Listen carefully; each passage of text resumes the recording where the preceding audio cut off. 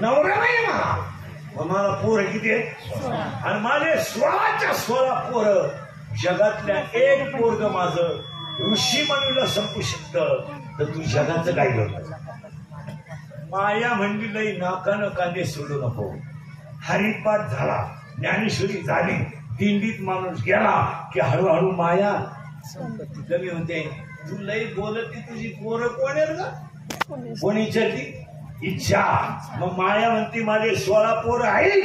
एक मी आणि आज सगळी माणसं संपली मी नसलो तर कोण वाजली मी नसलो तर चाल कोण म्हणणार मी महाराज आहे तू चक्रम आहे तुला कोणी सांगितलं तू महाराज आहे तू पांडुरंगाचं लेकरू आहे तुला भजन लोकांना सांग मी बायको नवऱ्याला म्हणते माझ्यामुळे तुमचा संसार झाला मी म्हणून राहिले दुसरी राहिली नसती त्याला तिसरी केली असते त्याला माझा पाय लागला तुझा पायच कसा तुझा पाय तुझ्या बापाच्या घरून येतो ना 2 गुंठे इकडून आलाय तेव्हा इकडं काय काय झालं मी आणि आज सगळ्या जगाला संपूर्ण कोणी मी 1 16 आहे बरं का 1 मी 2 तू मी तू 3 त्या मागली पासून या मागली पोच माझं राम इकडल्या 3 जिरी तुझी जिरावली नाही ना मी म्हणा बापाचा लोकांना काय माहिती तू कोणचा आहे मी तू तुझं किती झाले 3 मी तू तुझं आणि 4 माझं सासूचं सोनाचं भांडण झालं ना सून म्हणती भूक भूक तुला काय भुकायचं भूक मला फक्त पुत्र मांजर होऊ दे मग तू ये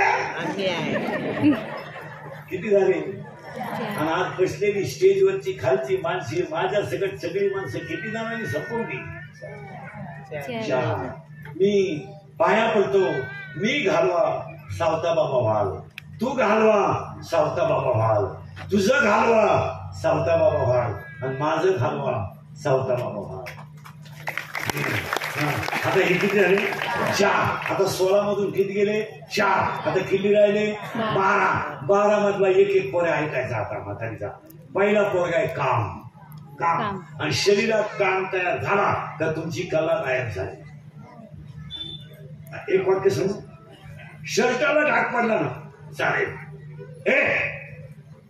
शर्टाला डाग पडला ना चालेल शारीरिक राग नाही शर्ट राहू दे शर्ट नाच काय तू कधीतरी फेकायचं त्याच काही झालं आणि आज राग येतो तुम्हाला महिला मंडळी मुलगीचा मुलगी मला आहे मुलगी तुम्हाला लोक मला शिवायला द्या पण या 4 वर्षाचा तुम्ही अभ्यास करा महिला मंडळ सगळ्या पळून जाणाऱ्या पुरी अल्पवयीने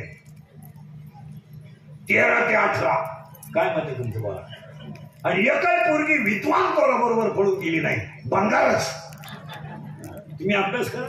राग येतो लोकांना बरं आयुष्य तो बाप कधी रडला नाही तो बाप पोरीने रडवला विचार करा